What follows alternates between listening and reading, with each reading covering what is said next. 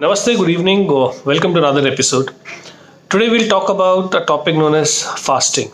Now, fasting is becoming a big fad, fashion, a new trend in the world. But for us, in our culture, it is very endemic. It is inborn in a culture that we do fasting. And it is not across our culture, I think it is across all communities, all countries. They have their own way of doing fasting. Now, what is fasting? Fasting is a way when we are abstaining ourselves from eating any kind of food. So, some people do fasting in terms of dry fasting where they don't drink water, they don't come in contact with water, versus some people who only drink water. Then there are people who do fruit fasting. So there are a lot of ways and techniques to do fasting. Now, fasting is not a new culture. So it has become like a lot of what people are saying in Western world is that 16 is to 8, that 16 hours you fast and 8 hours you eat. Then there is a 5 is to 2 diet. So 5 days you eat normal and 2 days in a week you fast. Then there are people following which is OMAD, which is 1 meal a day routine, which is where you eat only one meal. Now these are something that we have known forever.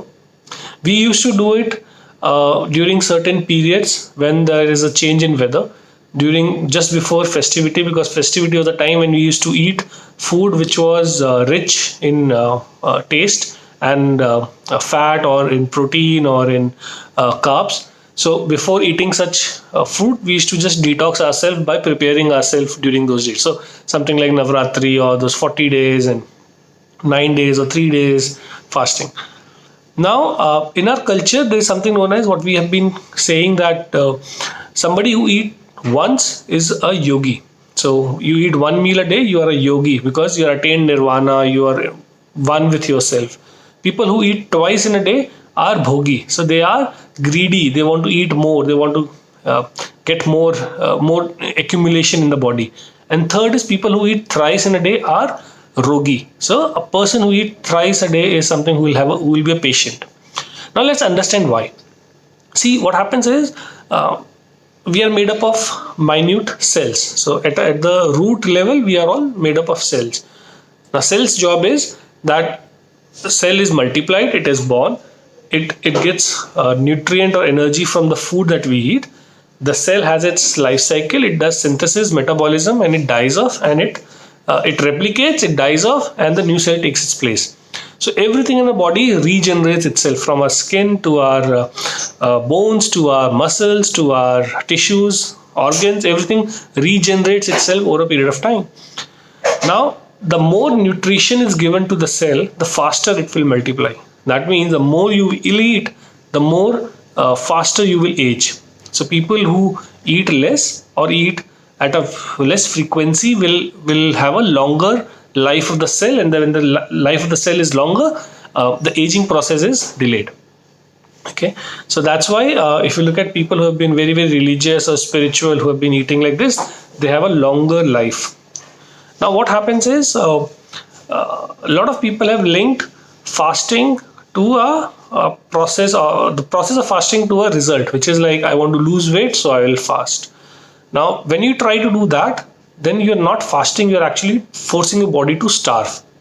Or I want to I want to lose 5 inches, so I will fast. Fasting is not only to attain a certain milestone. Milestones will definitely come. Fasting is a way of life. So if you are new to fasting, or if you want to know what happens and what can go wrong, that I think this video is for you. Now, fasting is something that should be sustainable and simple. It is not that you are forcing your body or depriving your body and you're abstaining yourself from food. You have to do 2 phases. One is the fasting phase where you are abstaining yourself from food. Second is a build-up phase where you are eating enough and sufficient so that you can sustain this food. So some of the things that you need to keep in mind when you are fasting. Or before that, what can go wrong? See, understand, our stomach is in the center of our body, okay, roughly in the center. So the upper half, it's what we call upward reaction or implication, and the lower half is a downward implication. So when we abstain ourselves from eating, so we are not putting anything through our mouth, we are not drinking anything, we are not consuming any food,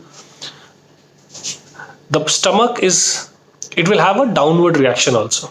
So what happens is, how our body works, we eat food which is broken down into nutrient, which is converted into sugar, which then is stored as glycogen by our liver to be used as a reserve. That means the body will store enough fat or sugar in a body for it to use it in case of an emergency, because that's how the human bodies have developed over ages.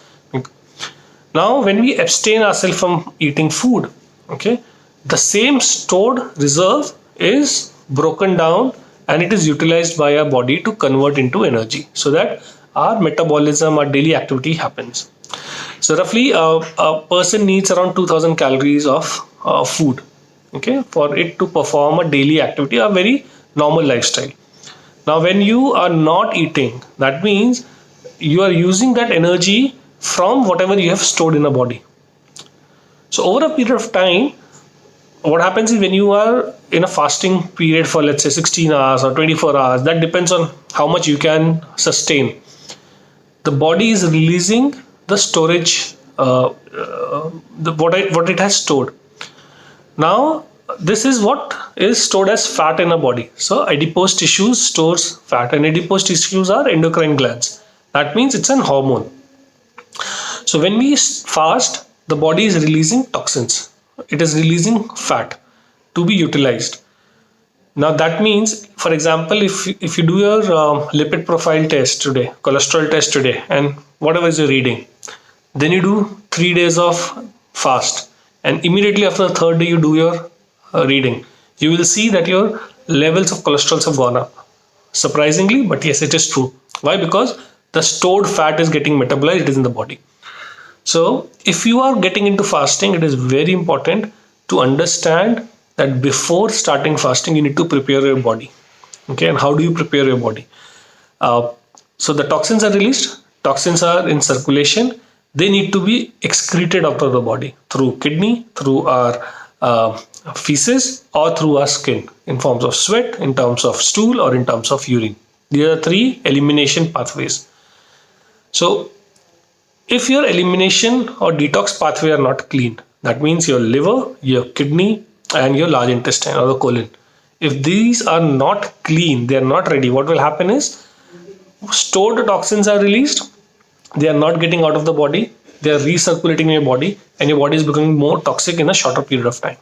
Okay, so there's a backflow of toxins in your body. So before you start fast, you need to build it up in a way that you look at cellular metabolism, which is drinking enough water. So maybe for first 10-15 days, get into a habit of drinking at least 2 to 3 liters of water, plain water. Second, ensure that you're sleeping at least 6 to 7 to 8 hours, because the entire detoxification of your body, or the major part of your detoxification, happens when you are sleeping. So sleep, water. During fasting, and ensure that there is no constipation. So even if that means you need to take some form of laxatives before you start fasting to clean your bowel movement, it is very, very important that you do. Fourth thing, your digestion has to be very, very good, because if there is undigested food which has not been eliminated and it is getting fermented during fasting, it will aggravate the whole process. So if you handle these 4 things, then you should move into fasting. Now 2 more things.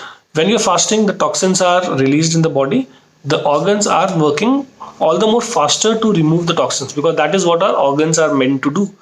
So the 2 major organs that work are kidneys and liver.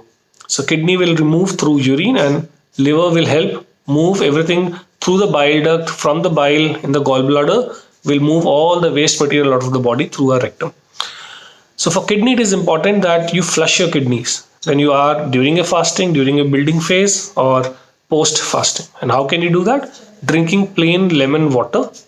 So lemon juice with lukewarm water, anywhere between 1 to 3 glasses. So 3 lemons in entire day will help you flush your toxins from your kidney. So very important if you are going into a fasting, if fasting has become a way of life. It is not necessary that if single day fasting you don't have to do it, but If fasting is regular phenomena for you, you definitely have to do. Second is for your liver. It is important that you flush the toxins out of liver. So liver has got two pathways. So phase one, where all the toxins which are fat soluble gets accumulated in the body. The liver processes it through certain chemicals, enzymes, through certain nutrients, and it make it to water soluble so that it is moved out of the body. Now, for that, it is important that you're taking a portion of extra virgin olive oil with some lemon juice. So, maybe 1 spoon of olive oil with some lemon juice will help you clean your liver during your fasting phase. So, two important things: clean your kidney, clean your liver with the simple tips. Now, when you are fasting, please ensure that when you're breaking your fast or when you're building your fast, it is very important to the body is already depleted, okay, of a lot of nutrients and hydration and amino acids. So it is important to eat some form of sugar. Now, sugar can come from dates, can come from fresh fruits, can come from soaked dry fruits. You also need to have good cellular hydration that will come through water and some lemon water or normal plain water. And then you need to eat a balanced diet, a diet which has got some carbs, more of protein, and a good amount of fat. Okay. So a lot of people say that when I fast, I have more energy. Okay. So my body is healing. Yes, it is true. But why? Let's understand. When you're fasting, your body is releasing the stored fat. Now, 1 gram of fat has got 9 calories versus 1 gram of protein or carb, which has got 4 calories. So that means for gram to gram, you're getting double energy than what you get it from a carb or a protein. Hence, you feel more energetic. Now, there are a lot of people who say that when I fast, I feel less energetic, I cannot handle it, I feel tired. That means your body is already clinically, subclinically dehydrated, or the cellular metabolism is low. Start building yourself to a fasting phase. So please ensure that before you start your fasting, you are looking at the detox pathway. If the toxins are not removed, you start your fasting, you will create an adverse, vicious cycle. Okay. Now comes how much of fasting. Should it be every day? Should it be 16 hours, 18 hours, 20 hours, 24 hours, 36 hours, 72 hours? A lot of people do fasting, and believe me, I see a lot of people and I talk to a lot of people. A lot of people do fasting just to prove that I've fasted for so long. Don't do that. Make it a way of life. A good amount is that if you fast between 15 to 16 hours in a day, which is intermittent fasting, so 16 hours of fasting, 8 hours of window, and the body starts to adapt. If you're abstaining for a stretch, the autophagy, which is a process in which the body eats its own dead cells, that starts when you do 3 days of continuous fasting or 72-hour fasting. But that only comes when you are working towards it over a long period of time. Don't push yourself. Okay, start slow. Start maybe by 10 hours. Then next week do it 10 or 15 minutes. Then 10 or 30 minutes. You're not here to compete with anybody. So start slow, build it up. Don't try to say that I will start with 20 hours. Somebody did 22 hours, so I will do 22 hours now. I'll do 24 hours. That does not help in long run. So that's something that we have to keep in mind when you are fasting. Fasting will give you results, but those results will depend on what you are eating in those few hours or the windows that you have for food. Okay. Also, what happens is when you're fasting, okay, if you look at idly, when people used to fast, they used to be spiritual, they used to pray, they used to meditate, they used to indulge in a lot of breathing, getting to align themselves, align themselves together. Versus now, what happens is we carry out all the activities. Since fat is being burned, our energy levels are high, we work out faster. So when you work out, when you do aggressive cardios, okay, what happens is there is more oxidative stress, okay, which is generated through workout. Now, this oxidative stress, if it is not eliminated, will create a lot of toxins. So in the long run, you will see people who fast and who are doing workouts, aggressive workouts, and if their detox pathways, which is their elimination pathways, are not clean, they will have a problem with this way of living. Okay, so If you have to break it down in sequence, build it up by eating good meals, by eating a lot of fruits, by eating a lot of hydrating vegetables, by drinking a lot of water, and ensuring you're sleeping at least 7 to 8 hours, or 6 to 7 or 8 hours. Once you get into the habit of this, start slowly building up your toxins. Start building up your fasting phase, wherein you start by 10 hours, 11 hours, 12 hours, go up to whatever you feel you are comfortable with. Before that building, ensure that your elimination paths are clear, which is your kidneys and your liver. For kidney, drink lemon water at least 2 to 3 glasses the day you are fasting or immediately after fasting. And for liver, maybe throughout the day, 1 tablespoon of extra virgin olive oil with some lemon juice will do the trick of cleaning the liver of its toxins. For constipation, flaxseed powder is a good alternate, which is 2/3 soluble fiber, 1/3 insoluble fiber with a lot of omega-3 fatty acids. Triphala is a good option.